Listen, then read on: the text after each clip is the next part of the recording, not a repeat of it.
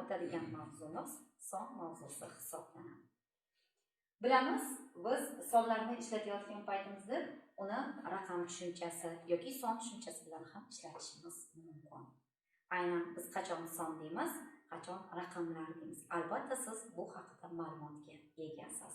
Ya'ni matematik nuqtai nazardan tahlil qiladigan bo'lsak, 0 dan 9 gacha bo'lgan raqamlar esa cheksizlikni esa biz sonlar nomi bilan ataymiz. Tilshunoslikda esa biz aynan raqamlar emas, sonlar nomi bilan atab boramiz. Xo'sh, sonning qanday uslubiy xususiyatlari bor? Aynan mana shular haqida va sizga testda tushishi mumkin bo'lgan ma'lumotlar haqida to'liq axborot berishga harakat qilamiz. Sonning bilamiz, har bitta so'z turkumida o'ziga xos sintaktik va morfologik belgisi bo'lganidek, sonning ham o'zining morfologik belgilari bor. Xo'sh, sonning morfologik belgilari nimalardan iborat? Birinchidan, son yasalish xususiyatiga ega emas. Sababi, sonlar bu aniq raqamlar hisoblanadi. Biz sonlarni boshqa hech biror bir so'z turkumidan yasay olmaymiz. Bu uning eng birinchi asosiy morfologik belgisi hisoblanadi. Ikkinchi belgisi o'zidan oldin aniqlovchi olmasligi bilan ajralib turadi. Ya'ni sonlar o'zidan oldin aniqlovchisi bilan kelmaydi. Sababi sonning eng asosiy sintaktik vazifasi ham aniqlovchi vazifasida kelishidir. Ikkinchi uning asosiy belgisi son boshqa turkumlarni yasash xususiyatiga ega, lekin sonning o'zi yasalmaydi. Sintaktik belgilari ular asosan otlarga bog'lanib keladi, asosan aniqlovchi vazifasini bajaradi, daraja miqdor holi vazifasini yoki gapning oxirida kelgan paytda ot kesim vazifasini bajara oladi. Sonda asosiy biz e'tibor berishimiz kerak bo'lgan tomonlarimiz nimalardan iborat? Sonni ma'lumot jihatdan biz birinchi navbatda ikkita turga bo'lib olamiz: tartib sonlar va miqdor sonlar. Tartib son va miqdor sonning o'ziga xos sifatlari nimalardan iborat? Miqdor son va tartib sonlar. Miqdor sonlar bir necha shakllarga ega bo'lgan holda, tartib sonlar esa faqatgina inchi yoki nichi qo'shimchasi bilan hosil qilinadi.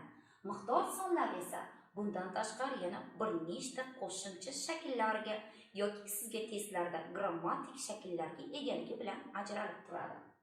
Ikkinchi farqi, miqdor sonlar hisob so'zlar. Biz buni tilshunoslikda numerativlar nomi bilan yuritamiz. Tartib sonlar numerativlar bilan kelmaydi. Miqdor sonlar esa bemalol hisob so'zlar bilan keladi. Hisob so'zlar, ya'ni numerativ so'zlar biz uchun kundalik turmushimizda juda ko'p ishlatamiz. Bular gram, kilogram, tonna, litr va boshqalar. Keyingi farqi, lar qo'shimchasi miqdor sonlarga qo'shilganda taxmin ma'nosini bildiradi. Misol uchun, soat 10lar edi. Tartib sonda esa bunday holatda qo'shimcha to'g'ridan to'g'ri qabul qila olmaydi. Ular otlashgan paytdagina lar ko'plik shaklini olishi mumkin. Misol uchun, birinchilar taqdirlandilar. Bu tartib son bilan miqdor sonning eng asosiy farqidir.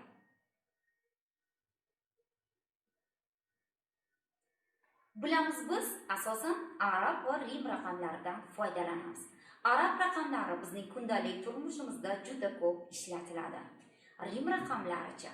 Rim raqamlarini o'z-o'zidan biz kiyim xarid qilayotgan paytda juda ko'p e'tibor beramiz. Lekin hammamiz ham o'sha rim raqamlari qaysi sonni ifodalashini bilamizmi? Aynan o'sha tomonlarga to'xtalib o'tamiz. Xo'sh, rim raqamlarini siz qay darajada bilasiz? Bularga to'xtalamiz. Birliklar. Albatta, bu rim raqamlari hammamiz uchun tanish. Juda ko'pchiligimiz 1 dan 9 gacha bo'lgan rim raqamlarni juda ham yaxshi bilamiz. Endi biz tasavvur qilaylik, kiyim sotib olayotganda L kiyaman, XL kiyaman yoki 2X raqamlarini ishlatamiz. Xo'sh, bular aslida arab raqamlaridagi qaysi sonlarga teng? Demak, mana kimki agar shu ma'lumotlarni bilmasa, hayotda kundalik turmushimizda ham bizning kiyimimiz o'lchami qanaqa ekanligi haqida juda bo'lmasa ma'lumotga ega bo'lib olamiz. 10, 20, 30, 40, 50. Demek biz 50 degani bu 50 raqami ekan demek 50-chi o'lchovdagi kiyimni kiyar ekanmiz. X, ya'ni bu yerda hozir o'z-o'zidan kuzatayotgan bo'lsak, birinchi katta raqam kelyapti, keyin kichik raqam kelyapti. Bu degan biz katta raqamga kichik raqamni qo'shamiz. Demak bu 60 degani ekan. 70, 80 va 90 bular o'nliklar hisoblanadi. Yuzliklar S demak S bu 100-chi raqam, ya'ni 100-chi o'lcham hisoblanar ekan. Va boshqalar 100, 200, 300, 400. D esa kuzatayotganimizdek bu 500 raqami ekan. O'z-o'zidan M bu 1000 degani. Arab raqamlaridan Rim raqamlarining farqli ravishda agar Rim raqamlarida birinchi katta raqam, keyin kichik raqam kelsa, bu degani bu o'sha ikkita sonni o'zaro qo'shamiz degani. Agar teskari holat ro'y beradigan bo'lsa, tasavvur qilaylik, mana M keyin S keladi. Demak, bu degani katta raqamdan kichik raqamni ayirib tashlaymiz degani ekan. Mana mingliklar 1000, 2000 va 3000 holatda.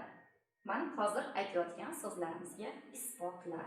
Demak, o'z-o'zidan sizga hayotingiz davomida ham bu narsani o'ziga xos foydasi tegadi. Bilamiz, o'zbek tilida otlashish hodisasi mavjud. Otlashish nima? Otlashish oldingi darslarimizda ham to'xtalib o'tganimizdek, sifatlarda ham, ravishlarda ham yoki fe'llarning ayrim bir shakllarida ham kuzatishimiz mumkin. Otlashish bu gapirayotgan paytimizda har doim nutqimiz ixchamlikka intiladi.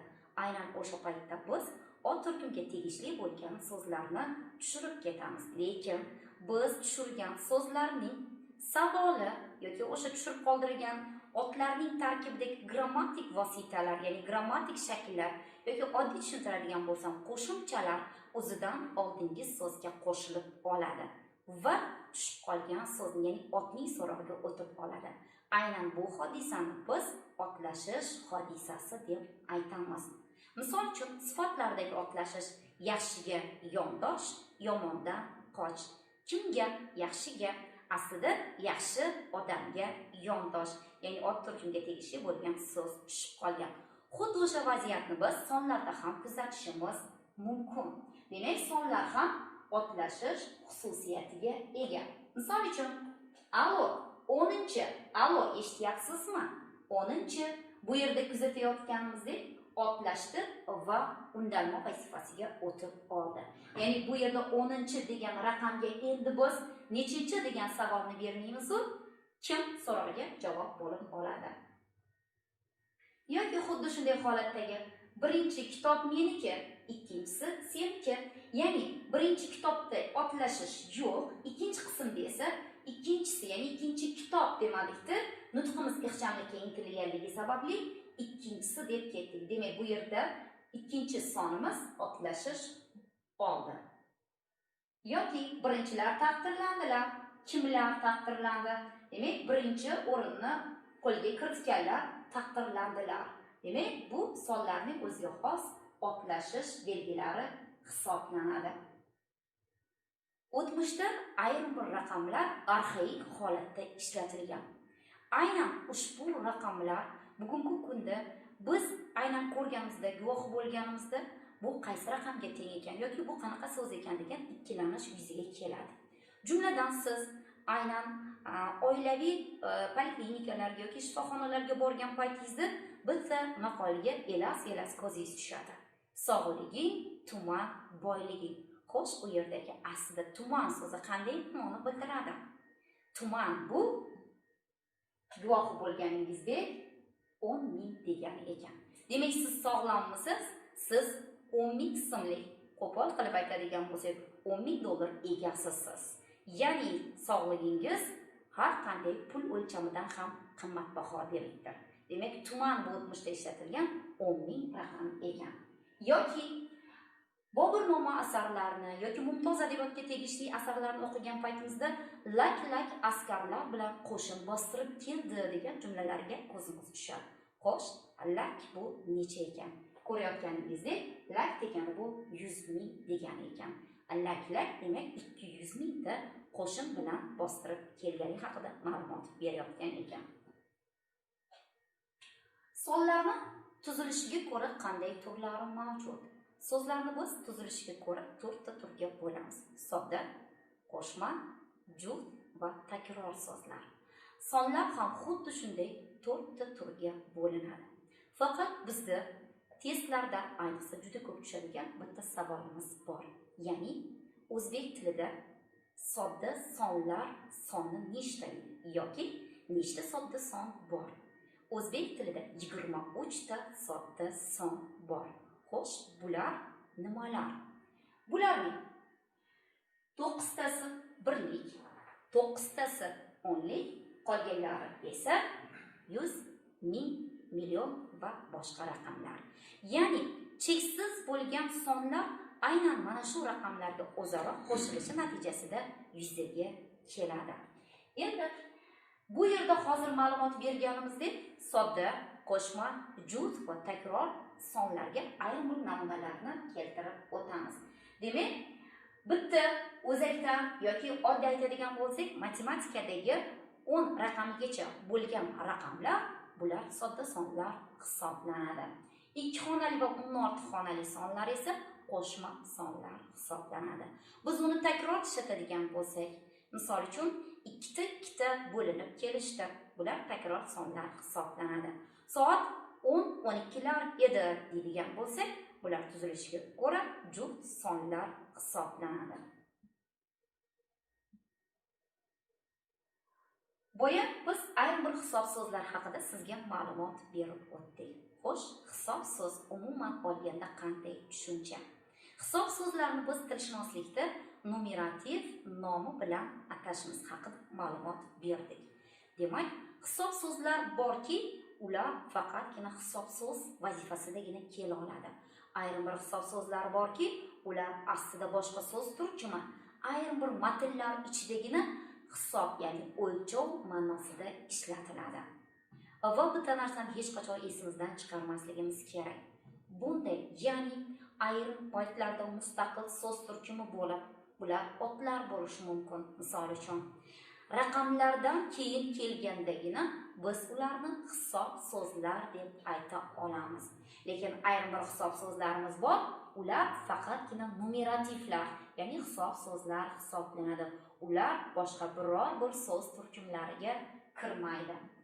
Endi ayrim bir misollar tariqasida ko'rib o'tamiz bularni. Misol uchun, bir hovuch suv. Bu yerda bir raqamidan keyin hovuch so'zi kelganligi sababli hovuch so'z bu yerda hisob so'z vazifasini bajaryapti. U hovuchni mahkam ushlab oldi deydigan bo'lsak, bu yerda hech qanday hisob so'z yo'q. Sababi bu yerda ot o'z ma'nosida kelyapti. Eng asosiysi raqamdan keyin kelsagina bunday so'zlar hisob so'zlar hisoblanadi. Yoki bir 2 qop un, bu yerda qop so'zi. Qop so'zini biz shunchaki raqamlarsiz keltirgan paytimizda o'lchov ma'nosida emas, predmet ma'nosida tushunamiz. Misol uchun, u qopni ko'tarib olgan edi. Demak, bu yerda qop so'zi ot so'z turkumi hisoblanadi. 2 qop deb raqamlar bilan keltirgan paytimizda qaysidir miqdordagi o'lchovlar hisoblanadi. Endi biz ayrim bir e'tibor berishimiz kerak bo'lgan hisob so'zlarimiz bor. Bular uzunlik bo'lishi mumkin, yoki og'irlik, yoki maydon sathi va boshqalar. Ayrim bir testlarda tushishi mumkin bo'lgan hisob so'zlarga to'xtalib o'tamiz. Misol uchun, paysa, misqol, botmon ko'rinishidagi arxaik so'zlar sizlarga tushishi mumkin. Bular o'tmishda og'irlik o'lchovi sifatida ishlatilgan. Yoki qalam, yog'och so'zlari tushishi mumkin. Bular uzunlik o'lchovlari hisoblangan. Yoki tanob so'zi tushishi mumkin. Tanob bu maydon sathi, ya'ni biz bugungi kunda ishlatadigan qaysidir miqdordagi soth hisoblanadi. Demak, maydon yuza birligi sifatida o'tmishda tanob so'zi ishlatilgan. Tanob so'zini siz Muqimining Tanobchilar asari orqali ham bilasiz.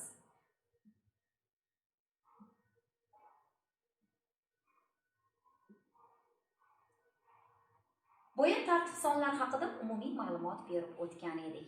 Tartib sonlar inchi yoki nichi qo'shimchasi orqali hosil qilinishini bilib olganmiz. Tartib sonlar har doim matn ichida yoki gapning tarkibida tartib son bo'lib kelmasligi ham mumkin. Tartib sonni olgan so'zlar ayrim paytlarda modal vazifasida ham kelayotgan bo'lishi mumkin. Ya'ni so'zlovchining o'zining aytayotgan fikriga nisbatan munosabatini bildirayotgan bo'lishi mumkin. Aynan biz bunday paytda fikrimizni tartibli holatda ketma-ketlikda sanab beramiz. Misol uchun tasavvur qiling, sizning do'stingiz yoki uyingizdagi kimdir sizga nohaqdan sen mana shu ishni bajargansan desa, siz o'zingizni haqiqatdan ham o'sha ishni bajarmaganligingizni isbotlash uchun birinchidan men bu ishni bajarmaganman, ikkinchidan men bunday nohaqlikka yo'l qo'ymayman kabi holatda birinchidan, ikkinchidan deb o'zingizni fikringizga nisbatan munosabat bildirib o'tasiz. Endi biz bu yerda ishlatayotgan birinchidan, ikkinchidan so'zlarni tartib sonlar deya olmaymiz. Bular modal so'zlar hisoblanadi. Xo'sh, modalligini qayerdan bilamiz? Modal so'zlar gapning tarkibida kelgan paytda, gap boshida kelsa, undan keyin virgul, gap o'rtasida kelsa, har ikkala tomonda virgul, gap oxirida kelsa, undan oldin virgul bilan ajratilgan bo'ladi.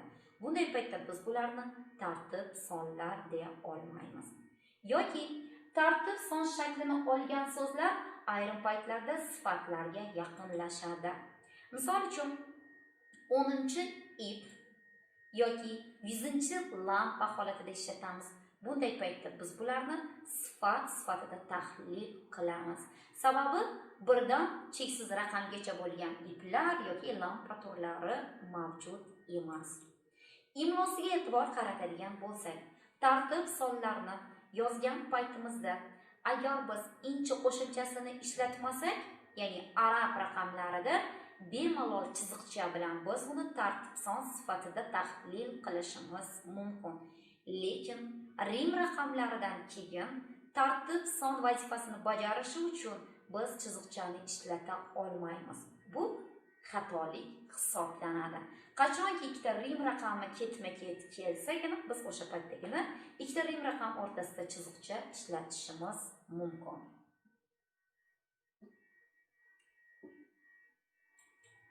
Sanoq sonlar. Sanoq sonlar bu 0 dan 9 gacha yoki umuman olganda sonning shakl hosil qiluvchi qo'shimchalarini qabul qilmagan har qanday raqamlarni biz sanoq sonlar deb ataymiz. Ular birlik, o'nlik, yuzlik yoki ming bo'lishi mumkin. Umuman olganda ularda sonning shaklini hosil qiluvchi hech qanday qo'shimcha ishtirok etmaydi. Dona son, ya'ni miqdor sonning ikkinchi turi. Dona sonni biz asosan ta qo'shimchasi bilan hosil qilamiz. Ayrim paytlarda esa biz uni tup, nafar, bosh so'zlari bilan ham hosil qilishimiz mumkin. Ya'ni bunday paytda biz tup so'zini, nafar so'zini yoki bosh so'zlarini har qanday holatda ham ishlata olmaymiz. Misol uchun insonlarga nisbatan ishlatgan paytimizda biz asosan nafar so'zidan foydalanamiz. 2 nafar o'quvchi bugun darsda qatnashdi. Bu yerda 2 nafar so'zi dona son hisoblanadi. Yoki tup so'zlarini biz asosan, ya'ni tup degan so'zni biz asosan ko'chatlarga nisbatan, o'simliklarga nisbatan ishlatamiz. Yoki bosh so'zini biz asosan hayvonlarga nisbatan ishlatamiz. Demak, tup, nafar, bosh so'zlar, ya'ni hisob so'zlari ham dona sonni yuzaga keltirar ekan. Chamason. Chamasonni hosil qiluvchi qo'shimchalar lar, lab, larcha yoki tacha. Ya'ni sanoq sonlarga ushbu qo'shimchalarni qo'shish orqali biz chama sonni yuzaga keltiramiz. Misol uchun soat 10lar edi yoki 100 tacha odam tashrif buyurdi. Bu yerda biz aynan o'sha miqdorni, ya'ni o'lchamni chamiq bilan yoki taxmin bilan aytyapmiz. Ayrim paytlarda esa biz sanoq sonlarni o'zaro juft keltirish orqali ham chama sonni yuzaga keltirishimiz mumkin. Soat 10:11 edi. Demak, aynan 10 bilan 11 ning oralig'i. Aynan bitta raqamning o'zi emas. Jamlovchi son. Jamlovchi son shakllarini biz hamma raqamlarga ham qo'shavermaymiz. Ya'ni jamlovchi son shaklini biz asosan 2 raqamidan 10 raqamigacha qo'shamiz. 10 raqamiga qo'shgan paytimizda ko'pincha oddiy so'zlashuv jarayonida ayrim shevalardagina kuzatishimiz mumkin. Bir raqamiga o qo'shimchasini qo'shgan paytimizda son emas, gumon olmoshi yuzaga keladi. Endi biz ehtiyot bo'lishimiz kerak bo'lgan tomonlar. Sizga bu haqida fonetika bo'limida ham ma'lumot berib o'tgan edik. Ya'ni unli bilan tugaydigan 2, 6, 7 raqamlariga bu qo'shimchalarni qo'shgan paytimizda tovush tushish hodisasi ro'y beradi va xuddi shunday yozamiz. 2 6 va boshqalar. Bu qo'shimchalarning ichida ovlon qo'shimchasi tarixan dastlab paydo bo'lgan qo'shimcha hisoblanadi. Ala qo'shimchasi esa gapning tarkibida odatda otlashgan holatda keladi. Ya'ni ko'pincha egalik qo'shimchasi bilan ishlatamiz. Xo'sh, jamlovchi sonning otlashayotgan yoki otlashmayotganligini qanday farqlaymiz? Misol uchun, ikkalasi birga kirib keldi. Bu yerda ot turkumga tegishli bo'lgan so'z tushib qolgan. Ya'ni ikkala o'rtoq birga kirib keldi.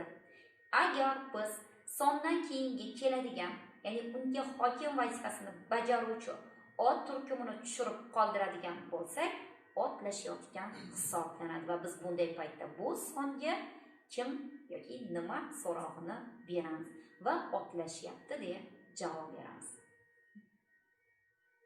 Taqsim sonlar. Taqsim sonni biz asosan sanoq sonlarga tadan qo'shimchasini qo'shish orqali yuzaga keltiramiz. Ayrim paytlarda esa dona sonni takrorlash orqali ham yuzaga keltirishimiz mumkin. Misol uchun, 2 o'tiringlar, ya'ni 2tadan o'tiringlar. 2 bo'lib berdim, 2tadan bo'lib berdim. Demak, e'tibor berishimiz kerak, aynan 2ta so'zi takror holatda kelyaptimi yoki sodda holatda kelyaptimi? Sodda holatda kelgan paytdagina biz uni dona sonlar deymiz. Takror holatda kelgan paytda demak bu son taqsim songa o'tib oladi. Kasr sonlar. Kasr sonlarni siz matematika nuqtai nazaridan juda ham yaxshi bilasiz. Faqat bitta ayrim bir nuqtalarga e'tibor qaratsak, o'shaning o'zi kifoya testlarimizda. Misol uchun 10dan 1, 6dan 5 yoki boshqacha holatda ishlatamiz. Sizga matematika boshlang'ich ta'limi o'zidanoq siz bu narsani aniqlay olasiz. Lekin ayrim bir so'zlarda ehtiyot bo'lishimiz kerak. Bu so'zlar qaysi so'zlar? Bular yarim, chorak, nimchorak yoki butun so'zlar. Bular ham tilshunoslikda kasr sonlar hisoblanadi. Misol uchun, bolalar non yeb olishguncha yarim soatcha vaqt o'tdi. Bu yerda yarim so'zi demak kasr son hisoblanadi. Demak, testlarda e'tibor berishimiz kerak. Xo'p, endi hozirgi sizga o'tilgan ayrim bir ma'lumotlar bo'yicha yoki shu o'rinda yana bitta ayrim bir testlarda tushishi mumkin bo'lgan ma'lumotlarga e'tiboringizni qaratib o'taman. Biz bugungi kunda iste'molda 60, 70, 80 va 90 sonlarni juda ko'p ishlatamiz. Va bu sonlarni bugungi kun nuqtai nazaridan tarkibga bo'linmaydigan sodda son sifatida, ya'ni bitta o'zakdan iborat son sifatida tahlil qilamiz. 70da esa bu sonlar kelib chiqishi nuqtai nazaridan 6 mish, 7 mish, 8 ta 10, 9 ta 10 holatida ikkita o'zakdan tarkib topgan. 6 mish, 7 mish, ya'ni mish uyg'urchasiga 10 degani. 8 ta 10, 9 ta 10 biz uchun bu tanish holat. Demak, bu so'zlar tarixan ikkita o'zakdan iborat bo'lgan ekan. Va har bir xalqning o'ziga xos urf-odatlaridan kelib chiqib turib, qaysidir raqamlarni o'ziga xos irim-sirimlar sifatida qabul qilishgan. Qaysi raqamlar kim uchundir omad keltirsa, qaysi raqamlar emishki o'sha inson uchun yomonlik yoki kulfat keltirar emish. Asli o'sha raqamlarning aybi bormikin? Bu shunchaki xalqning o'zining dunyoqarashi, urf-odatidan kelib chiqib tanlangan qaysidir bir tushunchalar xolos. Misol uchun Yevropada 13 raqami omadli raqam hisoblansa, bizda nimagadir 13 raqami omadsiz raqam deyiladi. Albatta insonning omadli yoki omadsiz ekanligi hech qanaqasiga raqamga aloqasi yo'q. Faqat bizda testlarda tushishi mumkin bo'lgan ayrim bir savollarimiz bor. Sehrli sonlar yoki sehrli raqamlar. Ya'ni sehrli degani bu qaysidir urf-odatlarimiz bilan, irim-sirimlarimiz bilan aloqador bo'lgan raqamlar. Bular qaysi raqamlar? Bular 3, 7, 9, 20 va 40 raqamlari. Ya'ni bizda chilla tushunchasi bor. 3 kunlik chilla, 7 kunlik chilla yoki a'zo munosabatlar bilan o'tkaziladigan 20, 40 tushunchalar bor. Yoki to'ylarda ishlatiladigan 9 raqamlari bor. Aynan o'sha urf-odatlar, irimlar bilan aloqador bo'lganligi sababli biz bu raqamlarni sehrli raqamlar, albatta qo'sh tirnoq ichidagi sehrli raqamlar deb qaraymiz. Demak, bizning sizga berayotgan ma'lumotlarimiz imkon darajada testlarni yechayotgan paytingizda qo'l keladi. Va bitta narsani esingizdan chiqarmang. Morfemika bo'limini o'tayotgan paytimizda biz qo'shimchalar turlarini o'tayotganimizda sintaktik shakl yasovchi va lug'aviy shakl yasovchi qo'shimchalarni o'tganmiz. Faqat shu o'rinda yana eslatib o'tishni joiz deb bildim. Sonlar yasalmaganligi sababli sondagi biz sanab o'tgan hamma qo'shimchalar inchi, nichi, ta, tada, ov, ala, ovlon, la, larcha, tacha bu qo'shimchalarning barchasi lug'aviy shakl yasovchi qo'shimchalar hisoblanadi. Endi hozirgi mavzumiz doirasida ayrim bitta testni tahlil qilib o'tamiz. Savol: hisobsiz ishtirok etmagan gapni toping. Har darsda ogohlantirganimdek, testlarda savollarni tushunib olish aynan sizni 90% javobga yetaklaydi va albatta kalit so'zni to'g'ri topa olsangiz. Bu yerdagi kalit so'zimiz hisobsiz va ishtirok etmagan. Ko'pchilik abituriyentlar etgan deb boshini o'qiydi, oxirini qo'pol qilib aytganda to'qiydi va natijada o'z-o'zidan ballni yo'qotib qo'yadi. Demak, hisobsiz ishtirok etmagan javobni topishimiz kerak. Shu orada mezbon 2 hovuch arpa solingan tog'orachani keltirdi. Bu yerda 2 hovuch so'zi. Boya tushuntirganimizdek, raqamdan keyin hovuch so'zi kelganligi sababli hovuch so'zini biz hozir hisob so'z deb tahlil qilamiz. 2 tovoq palov hash-pash deguncha yo'q bo'ldi. Bu yerda keltirilgan tovoq so'zidan oldin raqam kelganligi sababli bu yerda tovoq so'zi qaysidir ma'nodagi o'lcham so'z sifatida ishlatildi va hisob so'z vazifasini bajaryapti. Qo'l sen uchun 2 etak paxta terib beraman dedi. Bu yerda 2 etak so'zi, demak etak so'zi bu yerda raqamdan keyin kelganligi sababli aynan hisob so'z vazifasini qaysidir ma'nodagi o'lchov ma'nosida kelyapti. Mehnat va mashaqqat bilan bir ko'za topdim. Bu yerda ko'za so'zi raqamdan keyin kelyapti, lekin aynan ko'za so'zining o'ziga bemalol alohida savol bera olamiz va bu yerda predmet tushunchasi ma'nosida kelyapti. Ya'ni bu yerda nechta ko'za? Bir ko'za. Nimani topdim? Ko'zani topdim va javobimiz D hisoblanadi. Keyingi testimiz paysa tarixiy o'lchov so'z sifatida qanday o'lchov birligi hisoblanadi? Boya bu haqida sizga ma'lumot berib o'tdim. Paysa bu nechadir grammga teng bo'lgan arxaik so'z. Demak, gram bo'lgandan keyin o'z-o'zidan javobimiz og'irlik o'lchovi hisoblanadi.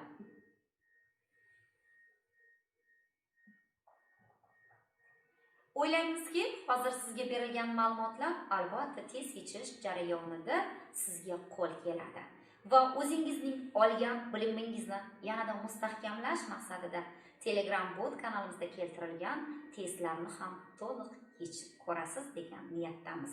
E'tiboringiz uchun rahmat.